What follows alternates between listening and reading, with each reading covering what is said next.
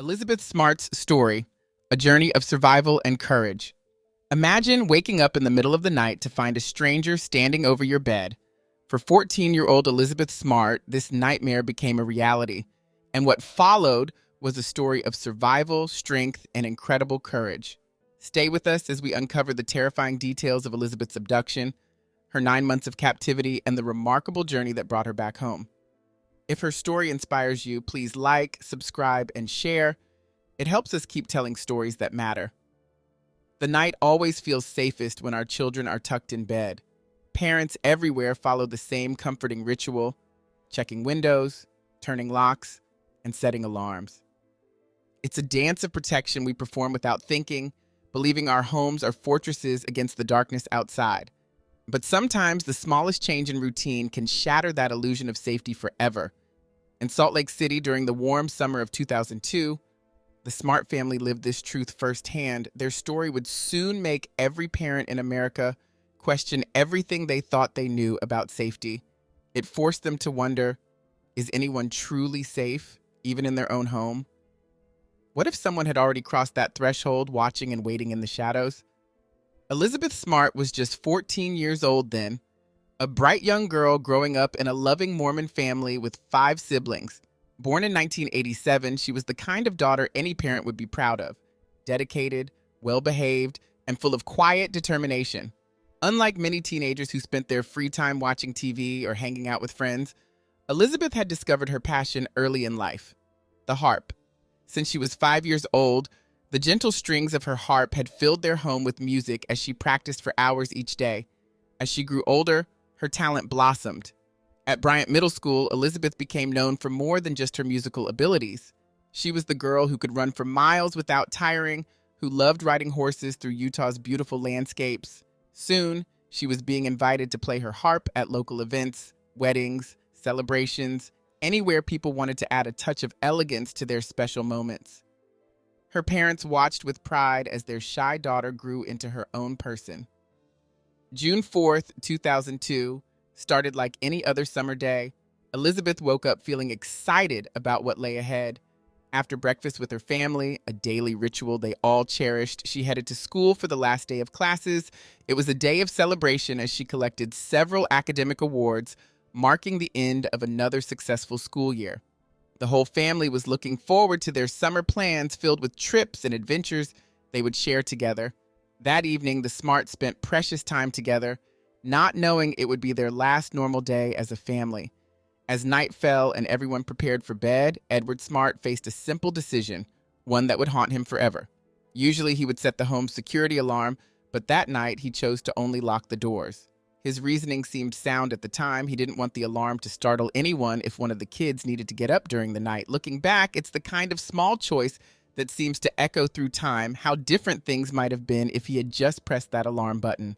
Following their usual bedtime routine, Elizabeth and her sister Mary Catherine read books together until their eyes grew heavy. They drifted off to sleep in their shared bedroom, everything feeling normal and safe. But at 2 a.m., Elizabeth's world would change forever when she opened her eyes to find a stranger standing over her bed. This version maintains all the key information while building suspense and emotional connection. I've added more sensory details and context about family life to help readers better understand what was at stake. The pacing gradually builds toward the climactic moment, using simple but effective language to create tension. The cold steel of a knife pressed against Elizabeth's throat, barely visible in the darkness. The stranger's voice was unnaturally calm, almost gentle, which made his words even more terrifying. "Stay quiet. If you scream, I'll kill you and your entire family. Get up and come with me."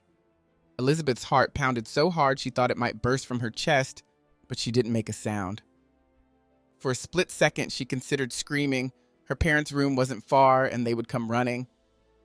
But as the knife pressed slightly harder against her skin, she realized the terrible truth. She couldn't risk her family's lives. Her little sister, Mary Catherine, was sleeping just feet away. One wrong move, one sound, and everything could end in tragedy. Following his commands, Elizabeth stepped into the cool night air. He forced her to walk towards the dense woods behind their home, his grip tight on her arm. As they moved through the darkness, a sudden flash of hope appeared. Headlights cutting through the night, Elizabeth's heart leaped as she recognized the distinctive shape of a police cruiser approaching. This was her chance. But before she could move, the man roughly shoved her into the bushes, his hand clamped over her mouth. She watched helplessly as her potential rescuers drove past, their taillights fading into the darkness like her hopes of escape. The journey seemed endless. Elizabeth's bare feet ached as they climbed higher into the mountains, every step taking her further from everything she knew and loved. Hours passed like years in the darkness. Meanwhile, back in the smart home, 9-year-old Mary Catherine lay frozen in her bed, her heart racing. She had seen everything, the stranger entering their room, the knife, Elizabeth being led away. Survival instinct had kept her still, pretending to sleep, even as she watched her beloved sister disappear into the night. 2 hours after the abduction, she gathered her courage to seek help, but fear sent her scrambling back to bed when she thought she heard movement in the house. For what felt like an eternity, Mary Catherine huddled under her covers, terrified that the kidnapper might still be lurking in their home. It wasn't until around 4 a.m. that she finally found the strength to run to her parents' room. "Elizabeth is gone," she whispered, tears streaming down her face. "A man took her." Ed and Lois Smart looked at their youngest daughter with confusion and disbelief. Surely this was just a nightmare, the kind of bad dream that sends children running to their parents' bed in the middle of the night. But Mary Catherine was insistent. This was real. Elizabeth was gone. Still clinging to hope that their daughter was somewhere in the house, they began searching room by room. It wasn't until Lois reached the kitchen that the horrible reality began to sink in. There, in the pale pre-dawn light, she saw it. The window screen had been carefully cut open, leaving a gaping hole, a silent testimony to the nightmare that had just begun. As dawn broke over Salt Lake City, the smart home transformed from a crime scene into a command center of desperate hope. By 6 a.m., the house was filled with friends, family, and neighbors, all drawn together by the terrible news. But this outpouring of support would prove to be a double-edged sword. In their rush to help, these well-meaning people unknowingly destroyed crucial evidence. The police, arriving later than they should have, found a crime scene that had been completely compromised, footprints erased, potential fingerprints wiped away, and any trace evidence contaminated by the crowd of concerned visitors. Mary Catherine, the only witness to the nightmare, sat with police officers and tried her best to describe what she had seen. "He wore all black," she told them, her voice barely above a whisper. Even his hands were covered with gloves. Though the darkness had hidden the man's face, something about his voice tugged at her memory, a haunting familiarity she couldn't quite place. This small detail would later prove more important than anyone could have imagined. The next day, Ed Smart stood before television cameras, his usual confidence shattered by fear and grief. His voice cracked as he spoke directly to his daughter's kidnapper, begging for Elizabeth's safe return. The sight of this broken father touched something deep in the community's heart. The response was immediate and overwhelming. The next morning, nearly 500 volunteers showed up to help search for Elizabeth. By sunset, that number had swelled to 2,000 people, all determined to bring her home. Elizabeth's face became known to every person in Salt Lake City. Her school photo appeared everywhere, on telephone poles, in shop windows, on the evening news. The community's fear was palpable. Parents who had once let their children play freely now kept them close, walking them to and from school, watching their every move. The carefree atmosphere of the city vanished, replaced by a constant gnawing anxiety. Every parent looked at their own children and thought, it could have been mine. Despite the massive search effort, hope began to fade as the police dogs failed to pick up any scent trail. It was as if Elizabeth and her kidnapper had simply vanished into thin air. But while the city searched, Elizabeth was being forced along a grueling journey through the mountains, each step taking her further from everything she knew and loved. Believing she would soon die, Elizabeth made a heartbreaking request of her captor. "If you're going to kill me," she pleaded, "please do it closer to my home so my family can find me." But the man, who called himself Emmanuel, ignored her words and kept walking. Hours passed as they climbed higher into the mountains, until finally they reached a hidden campsite nestled among the trees. There, Elizabeth discovered she wasn't alone with Emmanuel. A woman was waiting at the camp, Wanda Ellen Barzee, Emmanuel's 40-year-old wife.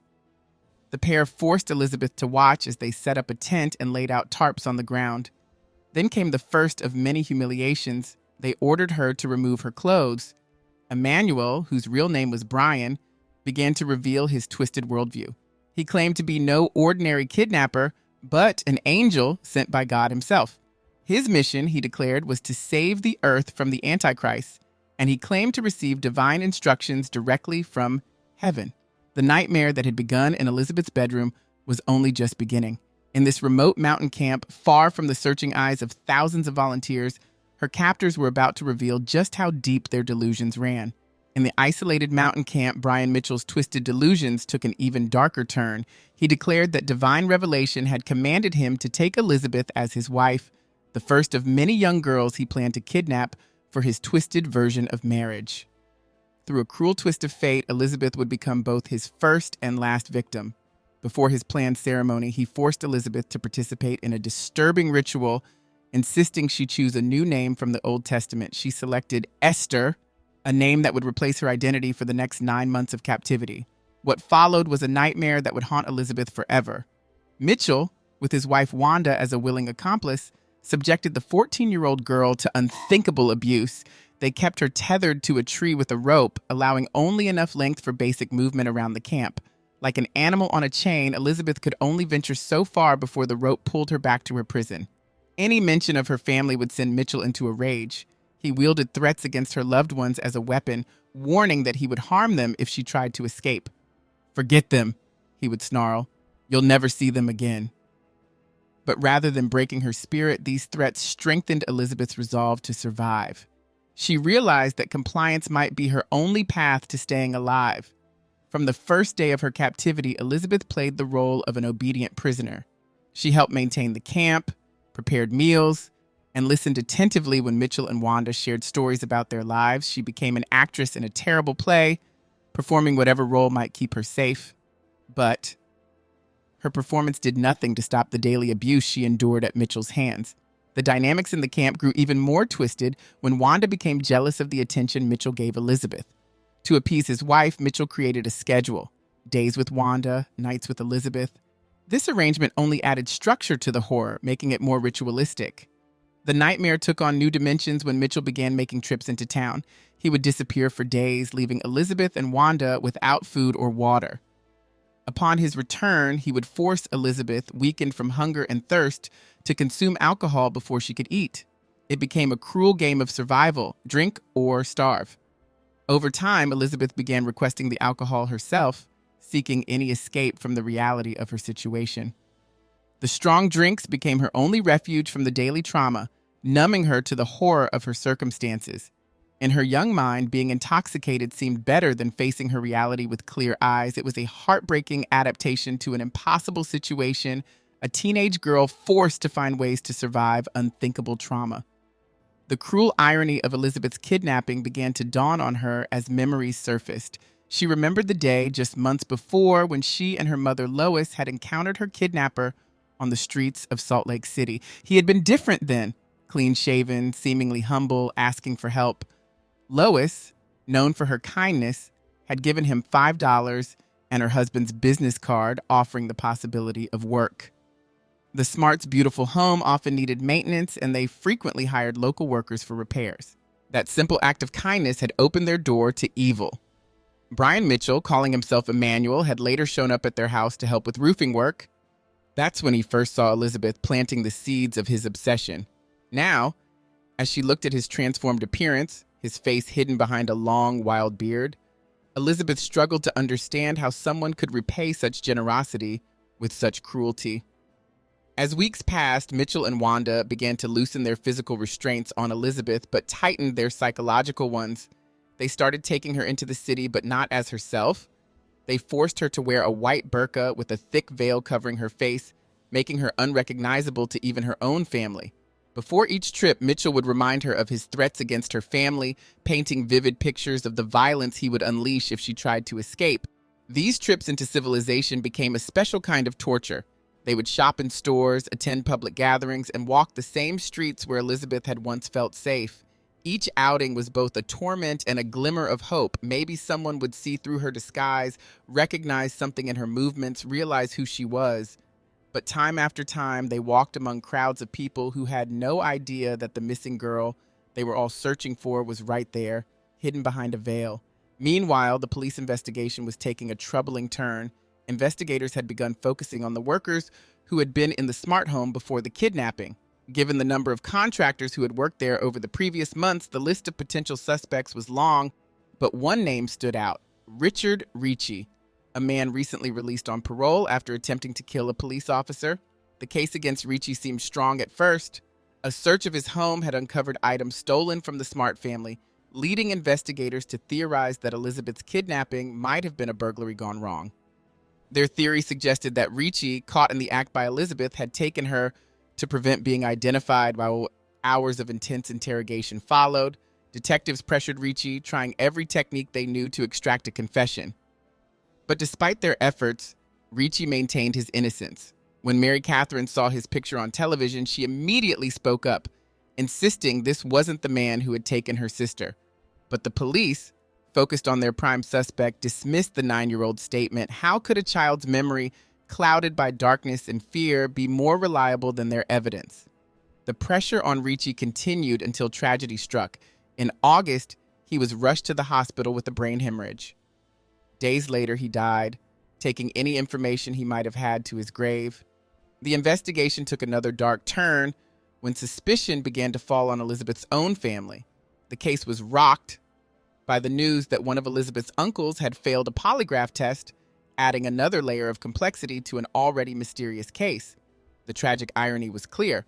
While police focused their investigation on the wrong suspects, Elizabeth was being paraded through the very city that was searching for her, hidden in plain sight behind a veil of fabric and fear. The investigation took a cruel turn when the media began spinning stories about the Smart family's possible involvement.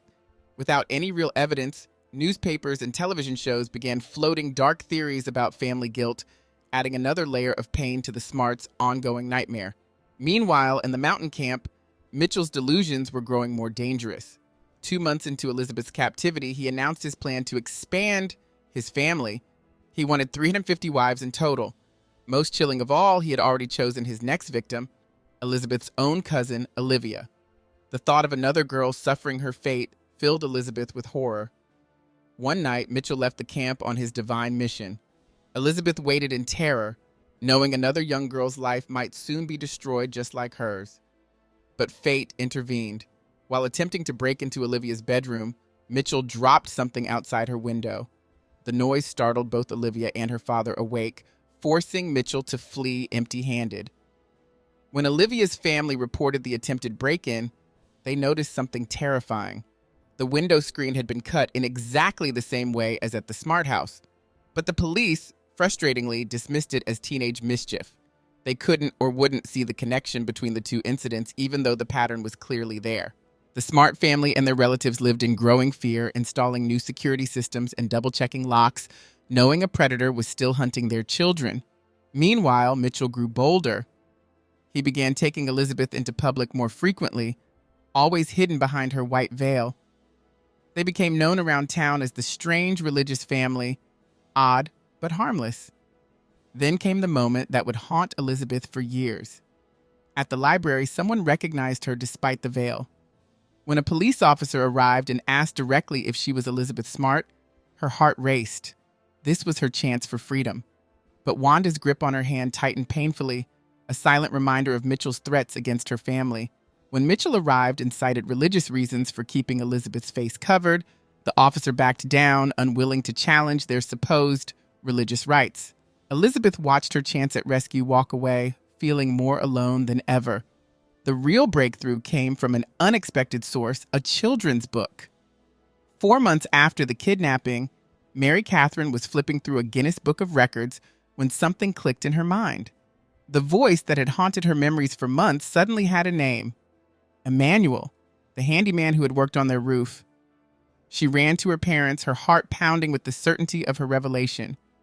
Ed and Lois Smart rushed to the police with this new information, hope burning in their hearts. But instead of action, they met skepticism. The investigators couldn't believe that a 9-year-old girl would suddenly remember such a crucial detail after so much time had passed. They filed the information away, choosing to keep it quiet rather than pursue what might be their strongest lead yet. The frustrating irony was clear. While the police dismissed Mary Catherine's revelation, the very man she identified was walking freely through Salt Lake City with her sister, hidden behind a veil of religious pretense and the authorities' own unwillingness to see what was right in front of them. By February 2003, 8 months after Elizabeth's disappearance, Ed Smart and his family had grown frustrated with police inaction. Taking matters into their own hands, they organized a press conference and released a composite photo of the man they knew as Emmanuel. Their desperate move would finally break the case open. Shortly after the photo's release, a phone call changed everything. A woman contacted police, her voice shaking as she made a stunning revelation. She recognized the man in the photo as her brother, Brian Mitchell. Finally, the kidnapper had a real name, and with it came a disturbing history that helped explain how he became the monster who took Elizabeth. Born in 1953 in Salt Lake City, Brian Mitchell's troubled path began early. He grew up in a strictly religious Mormon household, but even as a young child, there were warning signs. His favorite childhood game of playing doctor took dark turns concerning other parents who noticed his inappropriate behavior with their children. By 16, his actions had become serious enough to land him in a correctional facility after an incident with a child. Mitchell's adult life was marked by failed relationships and escalating instability. At 19, he married for the first time to a girl 3 years younger. They had 2 children together, but Mitchell's growing alcoholism and violent behavior destroyed the marriage. His second marriage to a woman with 3 children produced 2 more children but ended the same way, in divorce fueled by his increasingly erratic behavior. Then came Wanda Barzee, his third wife. She was older, divorced, and brought 6 children into the marriage. Her own children would later describe her as monstrous, sharing horrifying stories about their childhood, including one particularly disturbing incident where she served their pet rabbit for dinner. Together, Mitchell and Barzee created a perfect storm of dysfunction. Both were members of the Mormon Church, but Mitchell's religious beliefs began to take a bizarre turn. He declared himself a prophet and renamed himself Emmanuel, physically transforming himself to match his vision of Jesus Christ. He grew out his beard and began wearing robes, crafting an appearance that matched his delusions. Wanda, completely under his influence, followed suit. She changed her name to Hephzibah and began dressing like her husband, becoming his devoted follower. The couple spent years traveling across America, living as religious vagrants. But eventually, they returned to Salt Lake City, where Mitchell's delusions took an even darker turn. He claimed to receive divine messages telling him to take multiple wives, specifically young girls. When he couldn't find willing participants for his twisted version of marriage, he decided to take them by force. The night he targeted the Smart home, Mitchell actually hesitated, but Wanda, rather than being a voice of reason, encouraged his evil intentions. She told him that if God truly wanted Elizabeth as his wife, he would help make it happen. Her words pushed Mitchell past his last moment of doubt, leading to Elizabeth's kidnapping. The investigation finally had momentum, but there was still a problem. The police only had old photos of Mitchell showing him clean-shaven and much younger. Everything changed when Wanda's children saw the news coverage. They recognized the story's similarities to their mother's husband and provided police with recent photos showing Mitchell with his long beard, photos that matched Mary Catherine's description perfectly. The autumn winds carried whispers of hope when Brian's photographs hit the media. Like pieces of a puzzle falling into place, witnesses began coming forward with accounts of seeing him and Wanda accompanied by a young girl, possibly Elizabeth. But by then, the trio had already slipped away from Salt Lake City's grasp, boarding a Greyhound bus bound for San Diego in October's dying light. California's gentle climate proved a cruel ally to the kidnappers, offering them sanctuary in its sprawling woods. Their seeming invincibility was briefly challenged when Brian was arrested for a church break-in, but fate played a twisted hand. The local police, unaware of his wanted status, set him free. It was in these moments that Elizabeth's survival instinct sparked an ingenious plan. she would turn her captor's own weapon, his religious delusions, against him. With calculated courage, Elizabeth fabricated a divine message telling Emmanuel that God had commanded their return to Salt Lake City. To her astonishment, the man who had stolen her childhood accepted this prophecy without question. On March 12, 2003, they boarded another bus, Elizabeth hidden beneath a gray wig and sunglasses, a disguise that transformed a missing teenager into an unremarkable traveler. The outskirts of Salt Lake City became the stage for their final act. A passing woman's sharp eye recognized Brian, and with trembling fingers, she dialed emergency services. When police arrived, they found themselves in a delicate dance of questioning. Brian spun tales of fictional names and family ties, claiming Elizabeth was both wife and daughter, a web of lies that began to unravel under police scrutiny. Elizabeth, still bound by months of psychological manipulation, initially denied her true identity. It wasn't until the physical presence of her captors was removed that the walls of fear crumbled, and she finally spoke her truth. 9 months of hell had ended in a moment of liberation on a dusty roadside. Meanwhile, Ed and Louis Smart were summoned to the police station that March day, their hearts heavy with unnamed anticipation. The revelation that awaited them, their daughter's possible return, struck Ed with the force of a physical blow. The girl before him seemed both familiar and foreign, a ghost of the daughter he'd lost. Only when Elizabeth's voice confirmed her identity did reality break through, father and daughter collapsing into an embrace as tears carved paths of joy and relief down Ed's face. The aftermath brought a complex legal journey. Brian and Wanda's path to justice was delayed by questions of mental competency, leading to a 6-year stay in a psychiatric facility. When Wanda finally faced trial in 2009, she confessed to her crimes, receiving a 15-year sentence. Brian's case proved more complicated, requiring extensive psychiatric evaluation before he could stand trial in 2010. In the courtroom, Brian put on quite a show.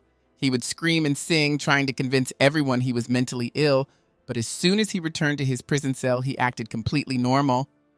Everyone could see through his act. He was simply pretending to be crazy to avoid punishment. By May 2011, justice finally caught up with him, and he was sentenced to spend 2 lifetimes in prison, one after the other.